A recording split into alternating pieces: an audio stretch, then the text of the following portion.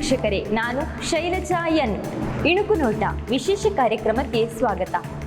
ಈ ಕಾರ್ಯಕ್ರಮದಲ್ಲಿ ನಾವು ದಿನದ ಪ್ರಮುಖ ಸುದ್ದಿಗಳನ್ನು ನಿಮ್ಮ ಮುಂದಿಡುತ್ತೇವೆ. ರಸ್ತೆಗಿಳಿಯದ 6 ಲಕ್ಷ ಲಾರಿ, ಸರಕು ಪೂರೈಕೆ ಸ್ತಬ್ಧ. ಡೀಸೆಲ್ ಬೆಲೆ ಏರಿಕೆ ವಿರುದ್ಧ ಅನಿರ್ದಿಷ್ಟವಾಗಿ ಲಾರಿ ಮುಷ್ಕರ. ಸಿಎಂ ಮನವೊಲಿಕೆ ವಿಫಲ. ವಕ್ಫ್ ಕಾಯ್ದೆ ವಿರೋಧಿ ಹೋರಾಟಕ್ಕೆ ನೆರೆ ರಾಷ್ಟ್ರ ಕುಮ್ಮಕ್ಕು. ಇಂದು ಸುಪ್ರೀಂನಲ್ಲಿ ವಕ್ಫ್ ಅರ್ಜಿಗಳ ವಿಚಾರಣೆ. ಪಶ್ಚಿಮ ಬಂಗಾಳ ಹಿಂಸಾಚಾರದಲ್ಲಿ ಬಾಂಗ್ಲಾ ಕೈವಾಡ. ಜಾತಿಗಣತಿ ವರದಿಯಲ್ಲಿ ಇನ್ನಷ್ಟು ಕುತೂಹಲದ ಮಾಹಿತಿ. 58% ಮುಸ್ಲಿಮರು ನಗರವಾಸಿ, 27% ಒಕ್ಕಲಿಗರು, 25% ಲಿಂಗಾಯತರು, 18% ಕುರುಬರು. ಸಿಟಿಗಳಲ್ಲಿ ರಾಜ್ಯದ ಒಟ್ಟು ಜನಸಂಖ್ಯೆಯ 65% ಜನ ನೆಲೆಸಿರುವುದು ಹಳ್ಳಿಗಳಲ್ಲೇ. ದಿನವಿಡೀ ಖರೀದಿಯ ಉತ್ಸಾಹ. ಎಲ್ಲಾ ವಲಯಗಳ ಷೇರುಗಳಿಗೆ ಬೇಡಿಕೆ. ಲಾಭದತ್ತ ಹೊರಳಿದ ಷೇರುಪೇಟೆ.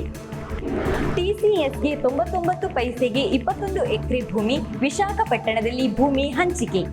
ಐಟಿ ಕಂಪನಿಗಳ ಸೆಳೆಯಲು ಟಿಡಿಪಿ ಪ್ಲಾನ್. ಬೆಂಗಳೂರಿಗೆ ಸಡ್ಡು ಹೊಡೆಯಲು ಆಂಧ್ರ ಭಾರಿ ಆಫರ್. ಮೋದಿ ನೀತಿ ಮಾದರಿ. 2 ದಶಕವಾದರೂ ಕುಂಟುತ್ತಿದೆ ತುಮಕೂರು ವಿವಿ.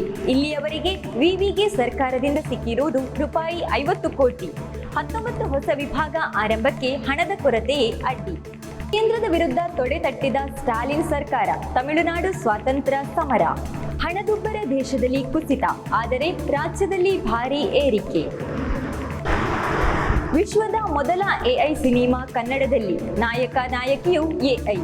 ಸಂಗೀತ, ಹಾಡು, ಡಬ್ಬಿಂಗ್ ಎಲ್ಲವನ್ನು ಮಾಡಿದ್ದು ಎಐ.